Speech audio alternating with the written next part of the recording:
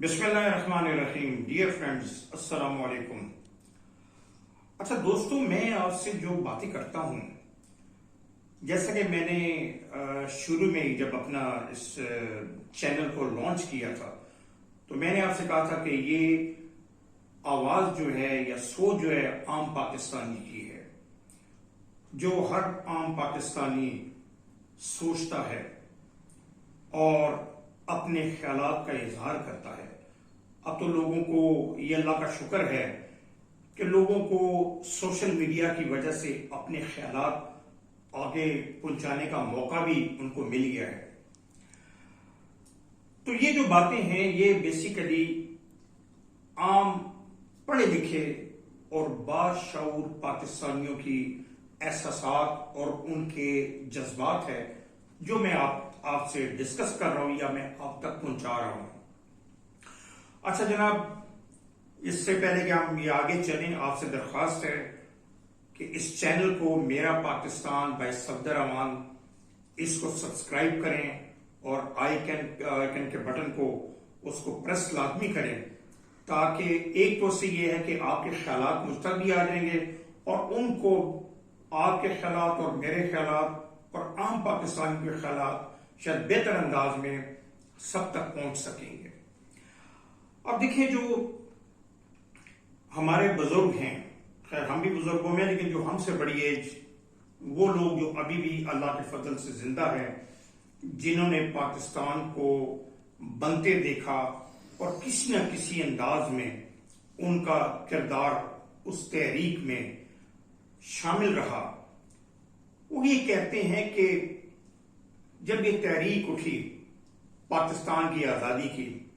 کہ برصغیر کے مسلمانوں نے ایک علیحدہ ملک قائد اعظم کی قیادت اور علامہ اقبال کے نظریات کے مطابق کیوں لینا ہے، تو اس میں یہ تھا یہ وہ ملک ہوگا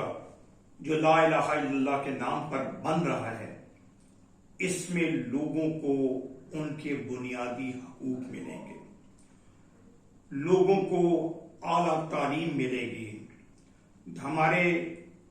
دنیاوی اور دینی تعلیمی ادارے جدید دور کے تقاضوں کے مطابق تعلیم حاصل کریں گے اور اس کو آگے پھیلائیں گے اور دنیا میں نام روشن کریں گے. ہمارے سائنسدان بڑی بڑی ایجادات کر کے عالم اسلام میں اور اقوام عالم میں اپنا نام پیدا کریں گے. لوگوں کو صاف پانی ملے گا، لوگوں کو زرعی ملک ہونے کے ناطے یہ ملک زراعت میں اعلیٰ قسم کی ترقی کرے گا اور صنعت کے شعبے میں صنعتی ترقی ایسی باکمال کرے گا کہ دنیا حیران رہ جائے گی. اور اس کے ساتھ آئینی طور پر ہر شہری کو، چاہے وہ مسلمان ہو، کرسچن ہو، ہندو ہو، سکھ ہو، آئین کے مطابق اس کو برابر حقوق حاصل ہوں گے. جاگیرداری نظام کا خاتمہ ہوگا تاکہ ہر شخص کو یہ حق حاصل ہو کہ جو ہماری اب بھی آپ دیکھتے ہوں گے ہماری ہزاروں لاکھوں ایکڑ زمین بنجر پڑی ہوئی ہے، اگر یہی جاگیرداری سسٹم ختم ہو جائے اور وہ ہر کسان تک پہنچ جائے، ایک تو بے روزگاری بھی ختم ہوگی اور اس ملک میں اناج کی بھی کمی ہو ہی نہیں سکتی. اس کے علاوہ آپ دیکھیں گے ابھی تک ہمیں ایون آئل کے لیے بھی آئل بھی ہمیں باہر سے منگوانا پڑتا ہے، کوکنگ آئل کی بات کر رہا ہوں. تو باقی ہمارے ملک میں بے شمار معدنیات ہیں، ہمارا ملک تیل سے مالا مال ہے اور دوسری بہت سی معدنیات بھی اللہ نے اس ملک کو دی ہوئی ہیں، لیکن وہ کون سے دماغ ہیں اور وہ کون سے ہاتھ ہیں اور وہ کون سے پلانز ہیں جو یہ ساری ترقی نہیں ہونے دیتے. اور اب اس کے ساتھ ساتھ یہ ہے ایک بات جو رہے گی، یہ اصل میں وہ باتیں میں نے جیسا کہ پہلے بھی کہا کہ جو لوگ کرتے ہیں، اور باقی میں نے بھی ناردرن ایریا کیا تقریباً پورا ملک دیکھا ہوا ہے میں نے، تو ہمارے ملک میں ٹورزم کے لیے اتنے بے شمار جگہ ہیں یہ لوگ سوچتے تھے کہ اس میں بھی ترقی کر کے پاکستان کو بے شمار زر مبادلہ مل سکتا ہے. لیکن جناب دوسری طرف آپ یہ دیکھیں کہ ہم ان ساری چیزوں پر ترس رہے ہیں. ہماری عدالتوں کا کیا ہے کہ انصاف جس طرح ہمیں مل رہا ہے غریب کے لیے اور امیر کے لیے اور دنیا میں غالباً 130 یا 139 نمبر پہ ہم شمار ہوتے ہیں. ہمارے اساتذہ کرام بھی وہ اپنا رول پلے نہیں کر رہے جو ان کو کرنا چاہیے. اور ہمارے یہاں تبلیغ، معذرت کے ساتھ تبلیغ پہ اتنا زور دیا جا رہا ہے لیکن ہر وہ برائی پاکستان میں اپنے عروج پر ہے. بڑے بڑے لوگ جن کے لیے اذان ہوتی ہے بھاگ ہوتے ہیں بڑی بڑی مارکیٹوں کے، لیکن اگر آپ دیکھیں تو ملاوٹ میں سب سے آگے وہی آپ کو ملیں گے. اور یہ حدیث بھی ہے جس نے ملاوٹ کی وہ ہم میں سے نہیں. لیکن یہاں پر اپنی ظاہری شکل و صورت بنا کے دیندار اور آگے سے لوگوں کو کیا کھلا رہے ہیں کیا پلا رہے ہیں ملاوٹ کی صورت میں، وہ بھی اللہ کی پناہ ہے. اب آپ دیکھیں جب یہ سب چیزیں ہوتی ہیں، کسی کو حق نہ مل رہا ہو، کسی کے ساتھ ناانصافی اپنے عروج پر ہو، تو وہاں پر جو جذبات ہیں وہ آہستہ آہستہ اپنے حقوق کے لیے بھڑکنے شروع ہو جاتے ہیں، جو آج ہمارے ملک میں ہو چکے ہیں. کیوں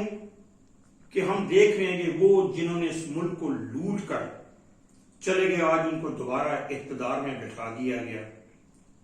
اور باقی جو ہیں وہ سارا کچھ سمیٹ کے باہر بیٹھے ہوئے ہیں اور بڑے بڑے فیصلے کرنے کا ارادہ رکھتے ہیں جو انشاءاللہ ناممکن ہے. کیونکہ پاکستان کے عوام نے خوف کے بت بھی اب توڑ دیے ہیں. لوگوں پر اتنی مشکلات ڈال دی گئی ہیں اور اتنا ان کو دیوار کے ساتھ لگا دیا گیا ہے کہ آج کوئی شخص نہ تو اپنی روٹی پوری کر پا رہا ہے، نہ بچوں کی تعلیم کے لیے اس کے پاس پیسے ہیں، نہ بجلی اور گیس کے بلوں کے لیے اس کے پاس پیسے ہیں. حالت یہ ہے کہ اگر آپ دیکھیں تو ہر چہرے پہ آپ کو پریشانی نظر آتی ہوگی. لیکن آج میں آپ کو بتاؤں کہ جس طرح پاکستان کے وکلا بھی اٹھ کھڑے ہوئے ہیں، پاکستان کا کسان اٹھ کھڑا ہوا ہے، پاکستان کا عام شہری جو ہے وہ عمران خان کے ساتھ قدم ملا کے آگے بڑھنے کے لیے تیار کھڑا ہے. اب تمام ان لوگوں کو جنہوں نے اس ملک کے ساتھ 70-75 سال میں سیاستدانوں نے، بیوروکریسی نے اور جن اداروں نے کیا ہے، اب انہیں اپنے مزاج بدلنا ہوگا. کیونکہ پاکستانی قوم کا مزاج بدل چکا ہے اور میرے خیال میں وقت دور نہیں ہے کہ اب جب وہ اپنی منزل جو ہے اس کو حاصل نہ کر پائے، لوگوں کو بالکل اپنے حقوق کے لیے، اپنے منزل کی طرف بڑھنے کے لیے جدوجہد کرنی ہوگی. تبھی حقیقی آزادی ہمیں حاصل ہوگی اور ہم اپنے ملک میں انشاءاللہ جلد ہی حقیقی آزادی کا سورج طلوع ہوتے دیکھیں گے. پاکستان زندہ باد.